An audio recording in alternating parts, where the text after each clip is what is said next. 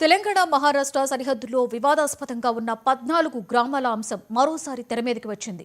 ముంబైలో జరిగిన అధికారుల అత్యున్నత స్థాయి సమావేశంలో వివాదాస్పద గ్రామాలు మహారాష్ట్ర పరిధిలోకి వస్తాయని ఆ రాష్ట్ర సీఎం దేవేంద్ర ఫడ్నవీస్ ప్రకటించడం చర్చనీయాంశంగా మారింది.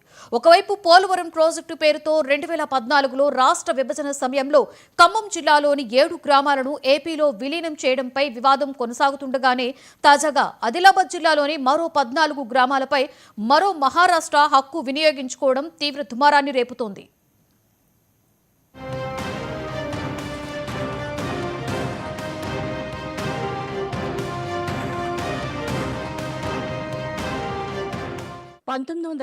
లో మొదలైన రెండు రాష్ట్రాల సరిహద్దుల వివాదం ఇప్పటికీ సుప్రీంకోర్టులో పెండింగ్లో ఉంది. రాష్ట్రాల పునర్వ్యవస్థీకరణ పేరుతో భాషా ప్రయుక్త రాష్ట్రాల ఏర్పాటులో భాగంగా గతంలో ఉమ్మడి ఆదిలాబాద్ జిల్లాలో ప్రస్తుతం కుమరంభీం జిల్లా పరిధిలో ఉన్న కెరమెరి మండలం పరిధిలోకి వచ్చే నారాయణగూడ, అంతాపూర్, కోట, ఏసాపూర్, పరందోలి, ముకుద్దంగూడ, మహారాజ్గూడ, కోట, ఇంద్రానగర్, బోలాపటార్, గౌరీ, పద్మావతి, లెండిగూడ గ్రామాలు ఉమ్మడి ఆంధ్రప్రదేశ్ పరిధిలోకి వచ్చాయి. అయితే 1987లో మహారాష్ట్ర ప్రభుత్వం ఆదిలాబాద్ జిల్లాలో ఉన్న ఈ గ్రామాలు భౌగోళికంగానే కాదు, సాంస్కృతికంగా కూడా తమకు అనుకూలంగా ఉందని చెబుతూ ఈ గ్రామాలను మహారాష్ట్రలోని చంద్రపూర్ జిల్లా జివితి తాలూకాలో విలీనం చేసుకోవడంతో ఇరు రాష్ట్రాల మధ్య వివాదం ప్రారంభమైంది.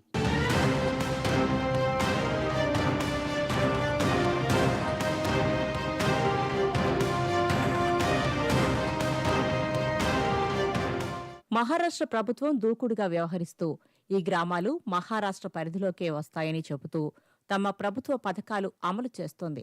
స్థానిక ఎన్నికలు కూడా నిర్వహిస్తోంది. దీంతో ఈ గ్రామంలోని ప్రజలకు రెండు ప్రభుత్వాల సంక్షేమ పథకాలు అమలు చేస్తున్నారు. అలాగే మహారాష్ట్ర, తెలంగాణలకు చెందిన ఇద్దరేసి సర్పంచులు ఎన్నుకుంటున్నారు. రెండు వేర్వేరు పంచాయతీ ఆఫీసులు పెట్టుకున్నారు. ఇదే క్రమంలో ఇద్దరేసి ఎమ్మెల్యేలు, ఎంపీలు, ముఖ్యమంత్రుల ప్రాతినిధ్యం కూడా కొనసాగుతుంది. రెండు ప్రభుత్వాలు పట్టుదలగా ఉండడంతో ఈ గ్రామాల ఓటర్లు ఇటు తెలంగాణ, అటు మహారాష్ట్రలో జరిగే ప్రతి ఎన్నికలోనూ ఓట్లు వేసి తమ ఓటు హక్కు ఉపయోగించుకుంటున్నారు.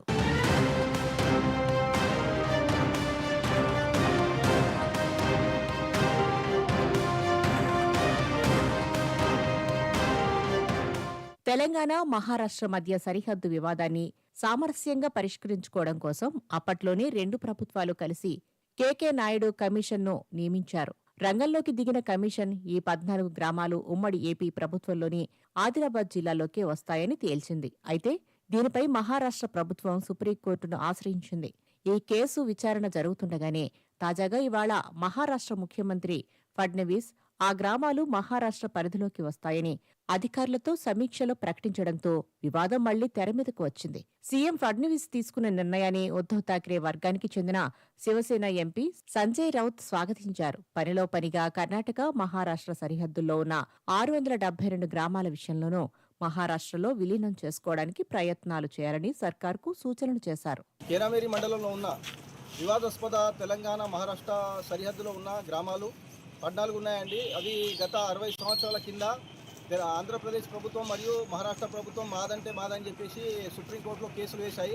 దీనివల్ల అక్కడున్న ప్రజలు అటు మహారాష్ట్ర నుంచి ఇటు తెలంగాణ నుంచి రెండు వైపులా కూడా పథకాలను పొందుతున్నారు.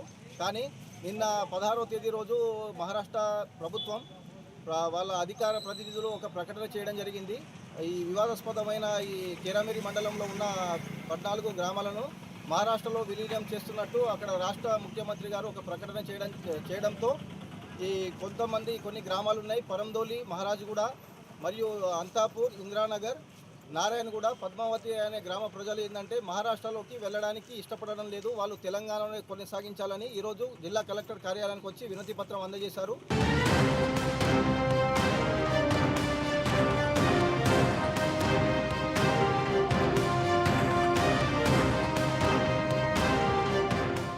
మహారాష్ట్ర ప్రభుత్వం దూకుడు చర్యలను గుర్తించిన ఈ గ్రామాల ప్రజలు అప్రమత్తమయ్యారు.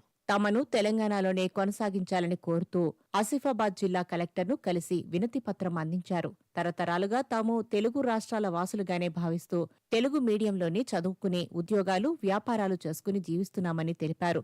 మహారాష్ట్ర ప్రభుత్వ చర్యలను అడ్డుకోవాలని, తెలంగాణలోనే తమను కొనసాగించాలని వేడుకున్నారు.